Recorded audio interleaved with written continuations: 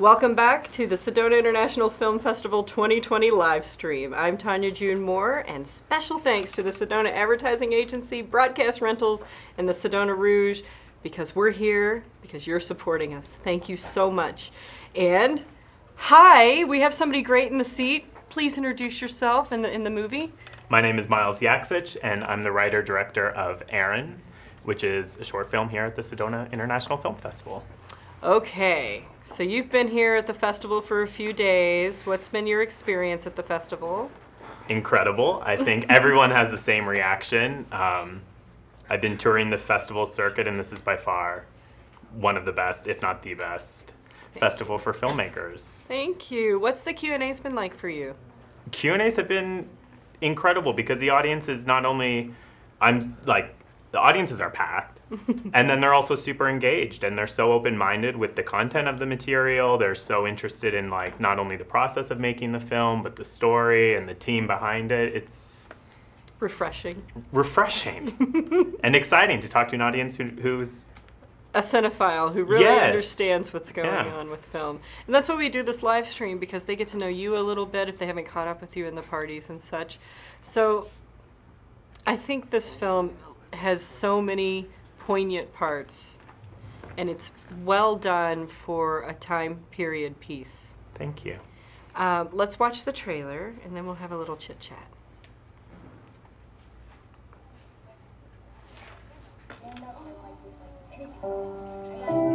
This may seem strange, but I found your application letter. Perhaps if you get in, we can be friends. Dear David, what drew you to space? Something about that unlimited possibility and solitude is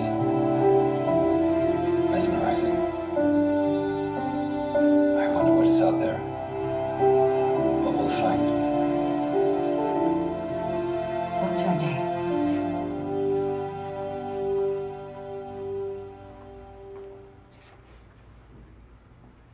Who scored this?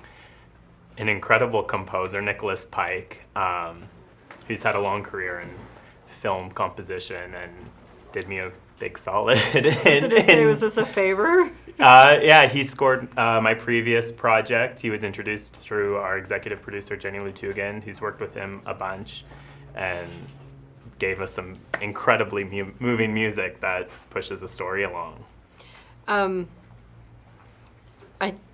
For me, this movie is just about love. Love in all of its faces, and how open we have to be. Really, we have to open our hearts. Was that your intention to put it out there that way? I mean, what was, when you were originally making it, what were you hoping that audiences were going to take away? It's interesting because everyone has a different reaction to the film, and as much as it's about my intention, it's also about everyone's reaction to it and their own interpretation. For me, I really was trying to focus on the main character's internal struggle, which comes out throughout the film, and about defining love and different types of love, and intimacy, and whether it's romantic or, it's all a big type of fluid feelings that people have. And I think that's different than how relationships were portrayed in the past, where it's very black and white. It's very much a dance. That's what it feels like. It's a nice waltz through this little slice of life for this person.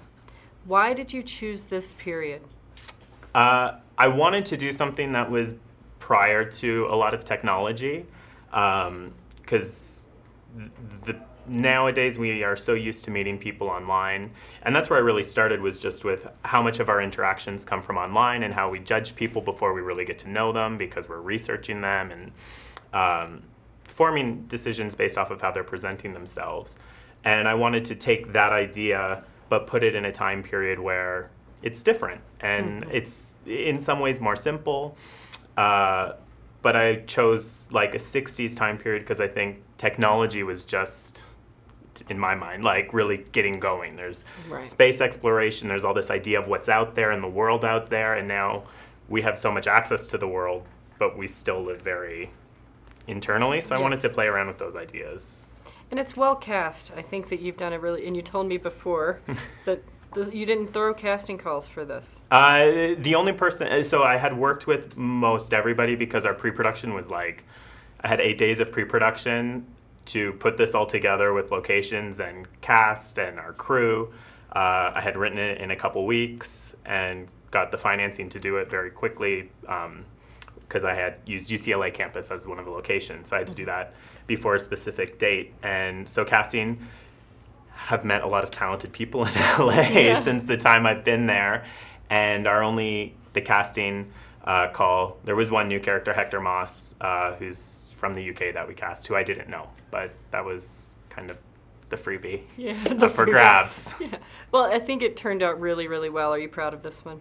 Incredibly proud, and, Yes. and proud of the team, because this was truly like a team collaborative effort in 8 days of pre-production, and it's a period film that I think sinks because everyone works so hard. It does. It does. Is there a place where people can keep up with this one online and follow you? Yeah, so the website was on the trailer. It's erin-film.com, and we're on social media at Erin Short Film.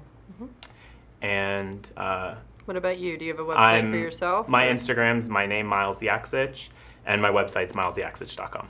Okay. Well, congratulations on being at the Sedona Film Festival. Thank you so We hope that you much. come back as an alumni very soon. I hope to be here next year. Yay! I hope so. He loves us, folks. I think he does. Say it. I love the Sedona I Film love the Sedona International Film Festival.